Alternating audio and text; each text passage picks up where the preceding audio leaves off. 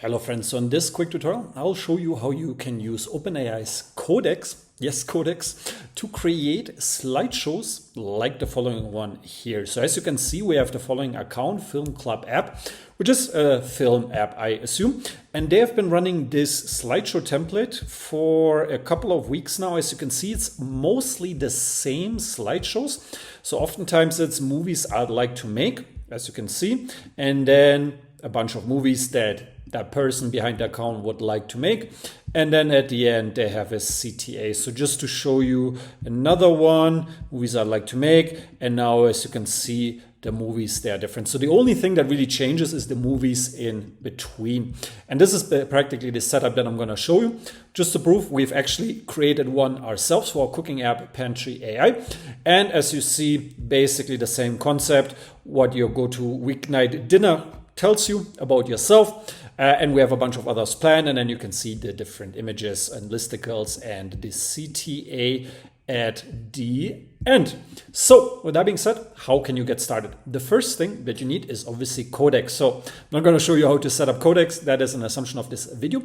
The next thing that you need is the following file here. I'll make sure to attach this file to the video as well.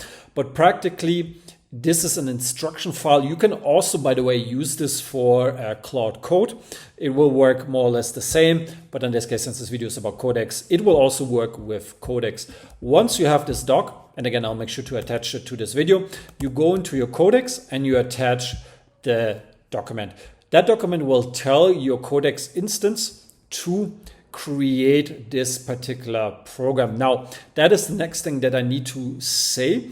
This is a program, a software program we're creating within our code base, meaning, just to go back to the TikTok account, we have, in this case, our PantryAI app, TikTok account, and the code base, or the code that creates these slideshows, lives within the PantryAI code base. So just to switch real quick to Visual Studio, that's basically the PantryAI codebase that I'm in. Reason being is that this will allow you to create the content based on your specific style, specific design. As you can see, we have like this orange color template going on here.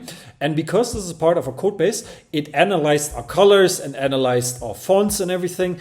And it created the slideshow based on that particular style. So again, really important to attach it to the code base that you're working on and that you want to create the content for.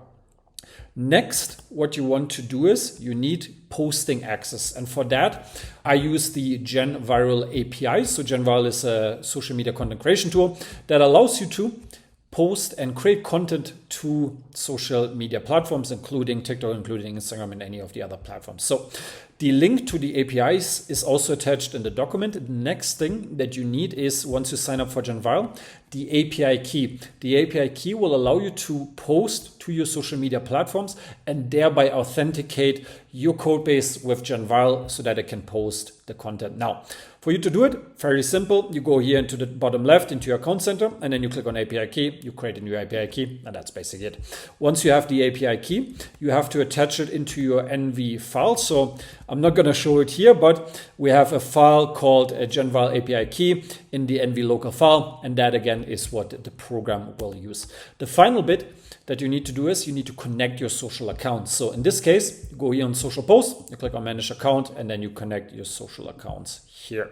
So once the accounts are connected, once you gave and inserted the API key, from there, your agent, your Codex agent, or even Cloud Code will be able to figure it out themselves, meaning you really don't have to do much except watch Cloud Code or Codex build the thing. And then from there, what you have to do, or what you can do, is two things. So if you just want to get the images, then you can run this npm run render only. I'll actually go ahead and do this one here, npm run draft. So let's go back to our code base here. The next thing, by the way, really important to mention, is that you need to switch into the code base of that particular slideshow generation capability. Meaning, as you can see here, I'm in the social carousels folder. We will not deploy this particular folder. It's added to git ignore. As you can see, git ignore has been adjusted because again, it's not part of a core product. It's just the engine that allows us to create the content, i.e. the slideshows. Now, what I'm going to do is, as I said, going to run npm run draft again from the social carousels folder. And now, as you can see, it does its thing. It creates the slideshows. And now, as I instructed it to, is to paste it into my downloads folder. So if I now go into my downloads folder, I can see here PantryAI carousel. That's the first one. And we have here favorite cuisine. And now, as we can see, we have what is your favorite cuisine says about you. And then we have a bunch of these things. Mexican, yeah, pretty good. So let's see. And Japanese, all right, pretty cool. And then the CTA at the end. Now, if I wanted to publish this, what I can do is simply click here on yes and fire this off. I will click on no because I already published it, as you saw. I don't want to have TikTok or Instagram be mad at me for posting too much content.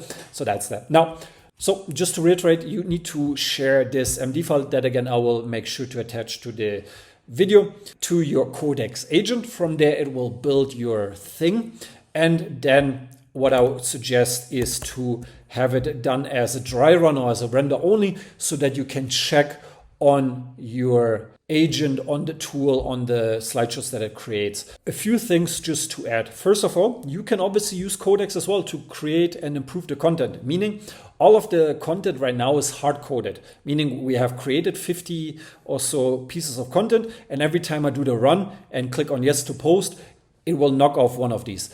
If you want to intervene or you just want to create content together with Codex by chatting with it, then you can do the same thing. It's just, again, a program that you and Codex can interact with and thereby post to. The next thing that you want to make sure of when you do this is to have a proper image pulling or generation capabilities. With Genviral, that's the cool thing. They have image generation capabilities baked in. So in the Studio AI endpoint, as you can see here, generate studio image, you could theoretically generate the image, or you can ask Codex to find images for you on Pinterest, etc. So that really depends on the specific setup. Finally, the thing that I recommend for these types of accounts is to only do them or do this type of content for content that is generalizable. What do I mean by this?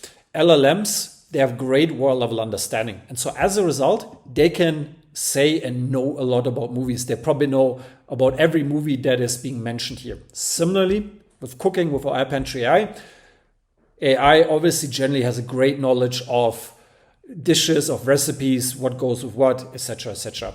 You want to only do this for niches, for accounts, for themes where there's generalizable information, meaning the AI can generate great content just within itself.